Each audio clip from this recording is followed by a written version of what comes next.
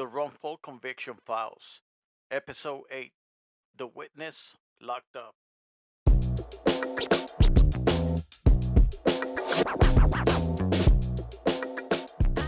This segment is the final confrontation.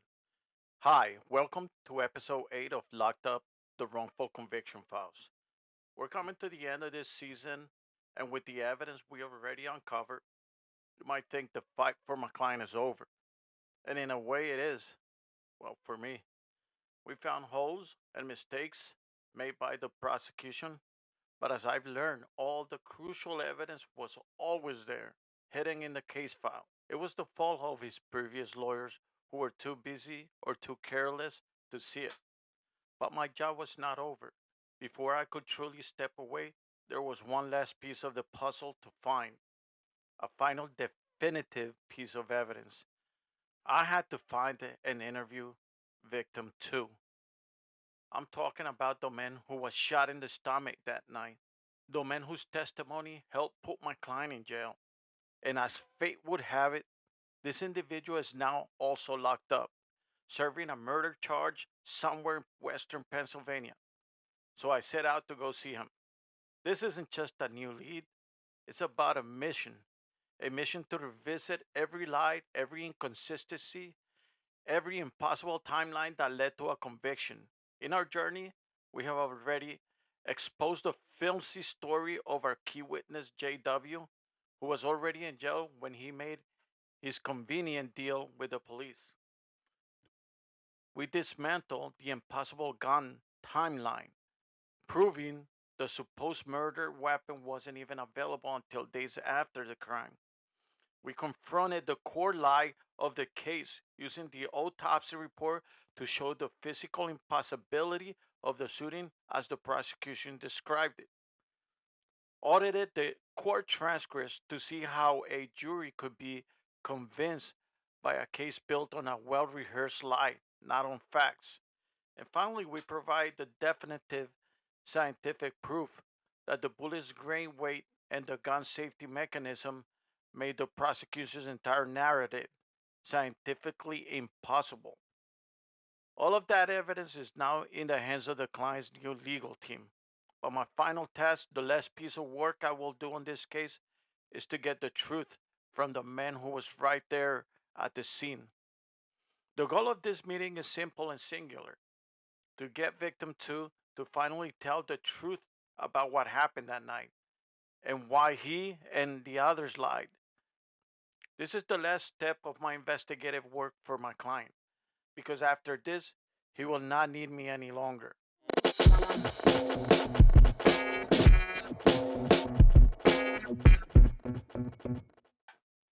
This segment is the journey to the truth. When you take one case like this, you have to be ready to see it, not just to a jury, but to the people fighting with you. In my experience, that means constantly justifying the expense, showing a client that every penny they spend is necessary to find the truth. I work with many clients who couldn't afford to fight for their lives, but with the client, the pastor never once flinched.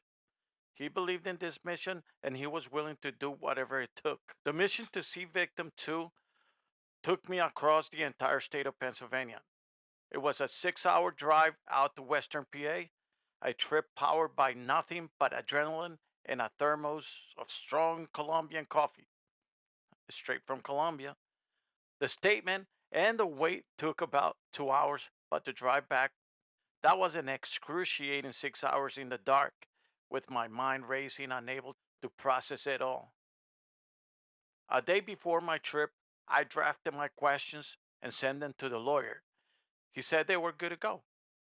I later came to find out that he didn't trust my work. I believe that lawyers are always looking to make money from their clients.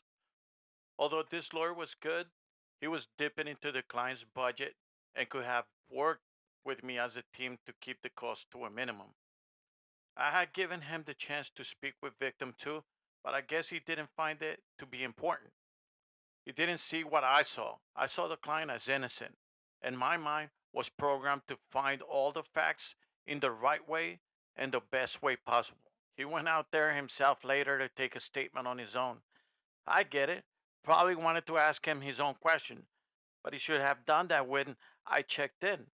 I guess he didn't realize how important the testimony would be. In the other hand, I always thought this lawyer just wanted to piggy ride on every idea I ever had. And I believe he was the reason why the pastor didn't use me any longer.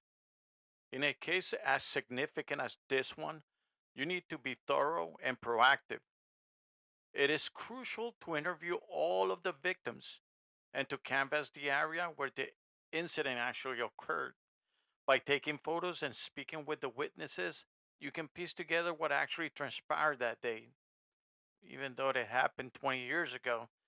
Additionally, experts should be consulted to answer relevant questions, but those questions can only be developed by the people who are personally invested in the case, not just those looking to make a profit.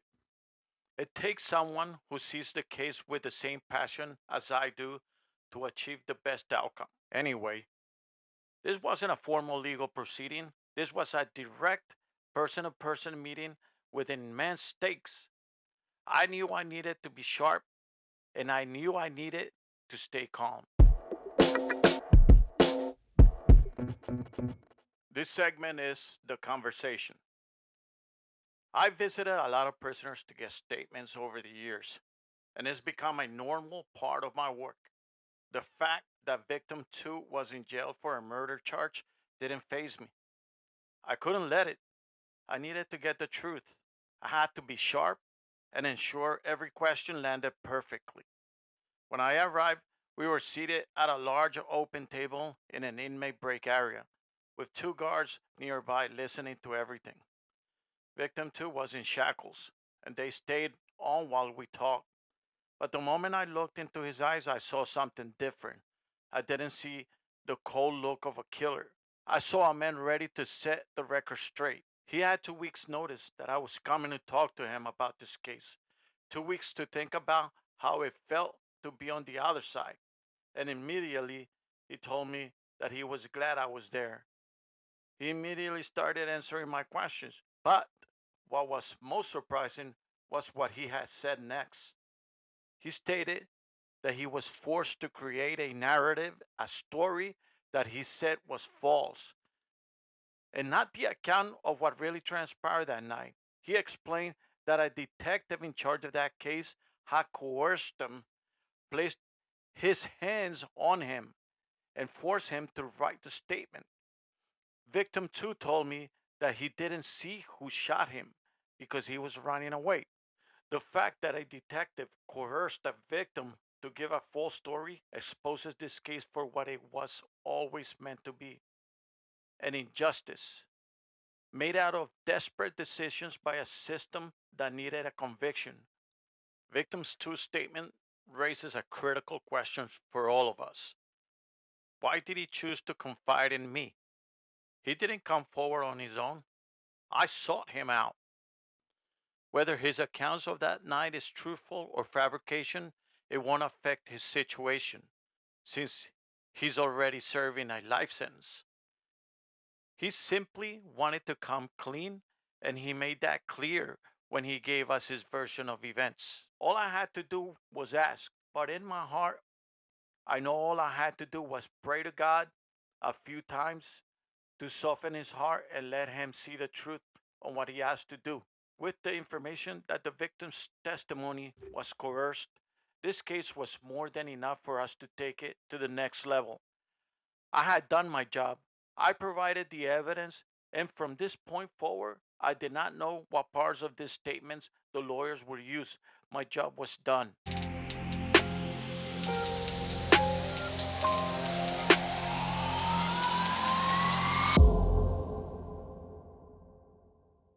This segment is the conclusion, a new chapter. I sat in my truck in the prison parking lot. The adrenaline that had fueled me for hours now beginning to fade. The thermos of coffee was empty. The sun had set, and all that remained was the dim glow of the security lights illuminating the high walls in my hand. I held my notebook with a few hurried lines of notes from my conversation with victim 2. But it wasn't just a note, it was the final critical piece of evidence. It was the last page of a long, exhausting chapter. My part of the investigation was complete. For months, I had been consumed by this case. I took a file that the world had declared to be closed and began to pull at every loose thread. We found the gun timeline that no one bothered to check, proving the supposed murder weapon couldn't have been at the scene. We found the bullet that didn't match the gun. We found the autopsy report that presented a scientific impossibility. And we found the coercion that was the rot at the heart of this entire case.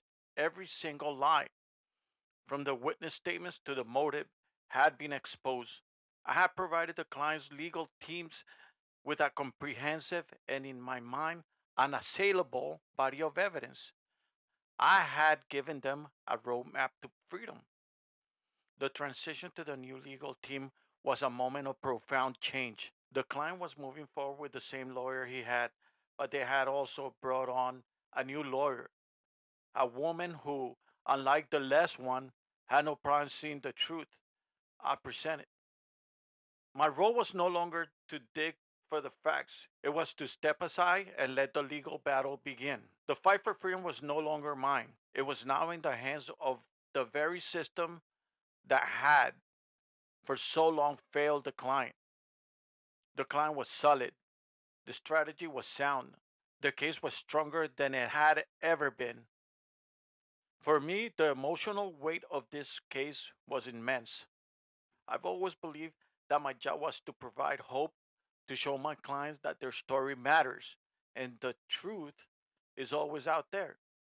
In my line of work, you have to keep a professional distance.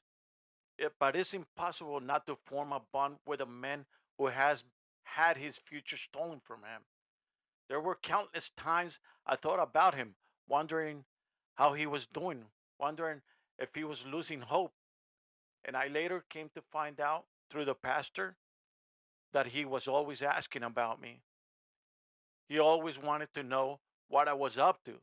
He trusted me and believed that I would be able to expose the injustice of this case.